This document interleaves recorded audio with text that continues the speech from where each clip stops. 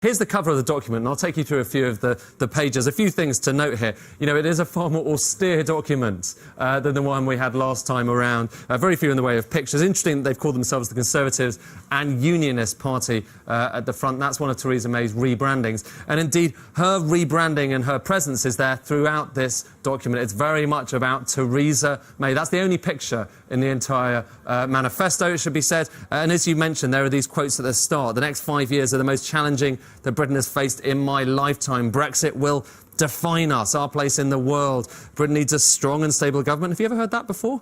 And now it needs strong and stable leadership. So there's a lot about that and a lot about Theresa May. And every time there's a set of pledges in this, it's all about Theresa May's Conservatives will deliver. So have a look at that. Theresa May's Conservatives will deliver. And there you have some of the promises at the start of the document. Strong economy, new deal for ordinary working people, fairer corporate governance, and that's all about kind of takeovers, executive pay. So there we have some of the tonal messages, and one tonal thing, an echo that I've noticed, and I'm sure it was potentially directly from the pen of Nick Timothy, her special advisor, is this.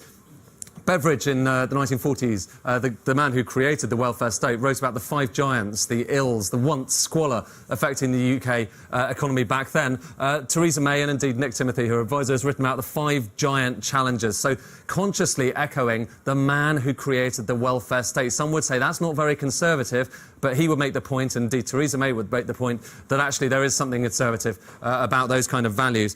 How about the promises that were made last time around? We know there were lots of big concrete promises, apparently concrete promises, in the 2015 manifesto, perhaps most prominently the guarantee that neither income tax nor national insurance, nor for that matter VAT, would rise over the course of that parliament. They actually put that into law. They called it the tax lock. Well, has it appeared this time around? Let's have a look at the tax section. And you can see that while this does say the Conservatives will always be the party that keeps taxes low as possible, spend the proceeds responsibly, and it's our firm intention to reduce taxes, that promise isn't quite there. What is there is something in this next paragraph. We will not increase the level of value-added tax. So VAT will not go up under the Tories. There is one of the key pledges of this manifesto. But as for national insurance, as for income tax, those are two things that...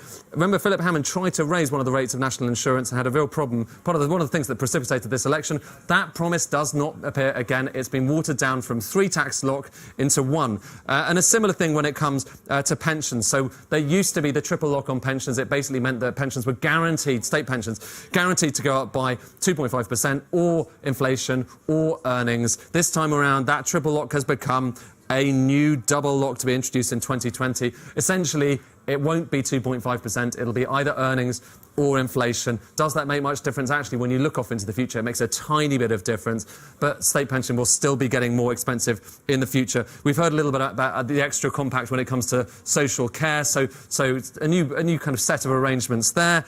But I think this one is one of the few things that does actually remain in there. Migration. Tens of thousands, that limit on migration will remain in place. So the tens of thousands rather than hundreds of thousands.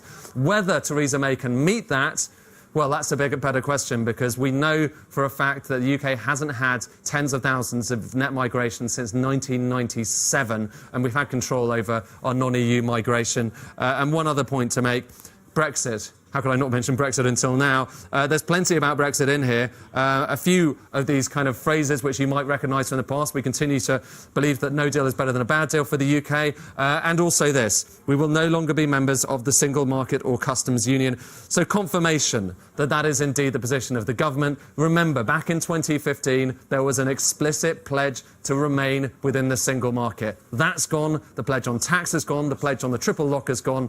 But some of the promises, including migration, have remained. Not much, though, in the way of actual figures and details about what this implies for the economy, Adam. Ed.